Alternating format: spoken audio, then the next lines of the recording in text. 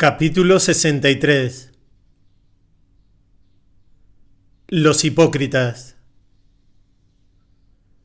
El éxito de la emboscada de Zaid en la ruta oriental de caravanas hizo que los pensamientos de Quraysh se volviesen una vez más a la ruta occidental, que era con mucho su preferida, y empezaron ahora a instigar a sus aliados en la costa del Mar Rojo, los Bani al-Mustalik, un clan de Husaja, para que hiciesen una incursión contra Medina, esperando sin duda que los atacantes podrían recibir apoyo de otras tribus costeras, y de este modo les abrirían de nuevo la ruta. Pero el resto de los clanes de Husaja estaban mejor dispuestos hacia el profeta de lo que los mequíes imaginaban, y enseguida tuvo él noticias de este proyecto. Esto le daría la oportunidad de demostrar también su poder intacto e incluso fortalecido a lo largo de la ruta occidental, hasta una distancia de unas pocas jornadas de la misma Meca. Al cabo de 8 días, bastante antes de que los Bani al-Mustalik estuviesen preparados para iniciar la marcha, ya estaba acampado en una de las aguadas de su territorio. Desde allí avanzó y mediante una rápida maniobra envolvente cayó sobre los nómadas, que se rindieron sin ofrecer apenas resistencia. Tan solo un musulmán resultó muerto, y del enemigo no más de 10. Fueron capturadas unas 200 familias, y el botín incluyó aproximadamente 2.000 camellos y 5.000 ovejas y cabras. El ejército acampó allí durante unos pocos días, pero su estancia fue interrumpida por un incidente lamentable. En uno de los pozos se originó una disputa entre dos miembros de dos tribus de la costa, los de Gifar y Yujaina, sobre qué cubo pertenecía a quién, y la disputa acabó en pelea.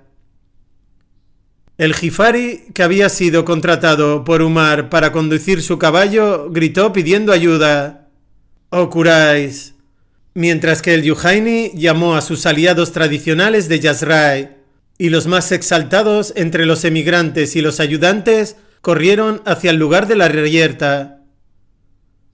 Se desenvainaron espadas, y pudo haber corrido la sangre de no haber intervenido algunos de los compañeros más cercanos para calmar a ambos lados.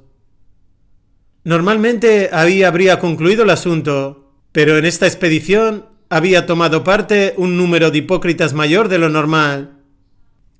Se trataba de un territorio bien regado y que les era familiar, y desde un principio habían abrigado la esperanza de una victoria fácil y un botín digno del esfuerzo. No estaban, sin embargo, dispuestos a cambiar su punto de vista y seguirían considerando las expediciones que partían de Yatrib como correrías del Yazrai y Aus realizadas con el concurso de auxiliares. El campamento pertenecía, por tanto, a los hijos de Kaila. Los refugiados quraisíes estaban allí, como en otras partes, tolerados a regañadientes. En este estado de ánimo estaban Inubai, sentado aparte con un grupo de sus más allegados, cuando llegó a sus oídos el griterío de la pelea, y uno de ellos acudió a ver qué pasaba. Regresó para informar, con total veracidad, que el hombre de Umar tenía toda la culpa y que era él quien había asestado el primer golpe. Esto sirvió para reavivar los rescoldos del rencor que se mantenían latente desde la ordalía del foso. Durante los últimos 5 años, la tensión había ido creciendo gradualmente hasta que la presencia de Muhammad y los demás emigrantes había puesto a toda Arabia en contra de ellos.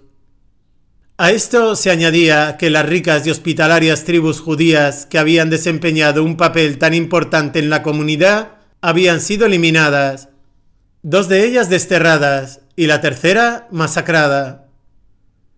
Cierto que las guerras civiles del oasis habían exigido una solución, pero Inubai estaba convencido de que si él hubiese sido nombrado rey, habría sabido terminar con la discordia sin implicar a su gente en hostilidades más peligrosas.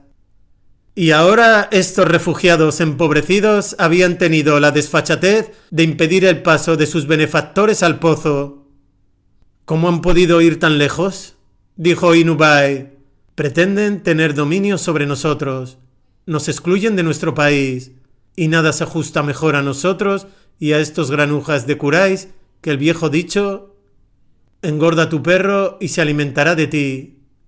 Por Dios, cuando volvamos a Medina, el más elevado y más poderoso de nosotros expulsará al más bajo y más débil. Un muchacho de Yazrai, llamado Zaid, que estaba sentado al borde del círculo, se fue derecho al profeta y le contó lo que Inubai había dicho. Al profeta se le mudó el rostro de color, y Umar, que se encontraba con él, sugirió que debía hacer decapitar inmediatamente al traidor, pero él le respondió: ¿y qué pasará, Umar, si los hombres dicen que Muhammad mata a sus compañeros? Mientras tanto, uno de los ayudantes había ido a ver a Inubai para preguntarle si en verdad había dicho lo que el muchacho les había contado. Inubai acudió rápidamente al profeta y juró que no había dicho tal cosa. Algunos hombres de Yazrai que estaban presentes hablaron también en su defensa, queriendo evitar problemas. El profeta aparentó dar por zanjado el incidente, pero la forma más segura de evitar problemas era ocupar las mentes de los hombres en otras cosas, y ordenó levantar el campamento inmediatamente. Nunca antes había dado órdenes de emprender la marcha a esta hora. Era poco después del mediodía, y con breves paradas a la hora de las oraciones prosiguieron la marcha bajo el calor de la tarde. Luego durante toda la noche, y desde el alba hasta que el calor del día siguiente se hizo insoportable. Cuando por fin se les dijo que montasen el campamento, los hombres estaban demasiado cansados para hacer nada salvo dormir. Durante la marcha, el profeta confesó a Sa'd ibn Ubada que para los musulmanes había ido reemplazando gradualmente a Inubai como el hombre principal de Yazrai, que creía que el joven Zaid había dicho la verdad. Enviado de Dios, dijo Sa'd, si lo deseáis, podéis expulsarle, pues él es el más bajo y el más débil, y vos sois el más elevado y más poderoso. Le pidió, sin embargo, que tratase con gentileza a Inubai, y el profeta no tenía intención de volver a mencionar el incidente. Pero poco después de su conversación con Sa'd, el asunto quedó fuera de sus manos, pues descendió sobre él la revelación y fue revelado ese capítulo llamado el Sura de los Hipócritas, en el que uno de ellos es citado, sin ser nombrado, como autor de las mismas palabras pronunciadas por Zaid. Aunque el profeta no daría a conocer este Sura hasta que hubieron regresado a Medina, no obstante cabalgó hasta acercarse a Zaid, e inclinándose hacia él, le tomó de la oreja y le dijo: muchacho, tu oído oyó bien, y Dios ha confirmado tus palabras.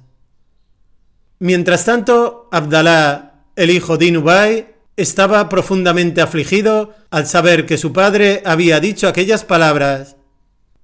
También le había contado que Umar había querido que el profeta ajusticiase a su padre, y temía que pudiera aprobarse la sentencia y se diese la orden en cualquier momento. Fue pues al profeta y le dijo: enviado de Dios, me dicen que estás dispuesto a ejecutar a Abdalá ibn Ubay. Si crees que es necesario hacerlo, ordénamelo a mí, y yo te traeré su cabeza. Todo Yazrai sabe bien que no hay entre ellos hombre con mayor piedad filial hacia su padre que yo, y temo que si le das la orden a otro, mi alma no soportaría ver al verdugo de mi padre caminando entre los hombres, y lo mataría, y habiendo así matado a un creyente por causa de un incrédulo, entraría yo en el fuego del infierno. Pero el profeta dijo: no, más bien tratémosle con gentileza y honremos su compañía mientras esté entre nosotros.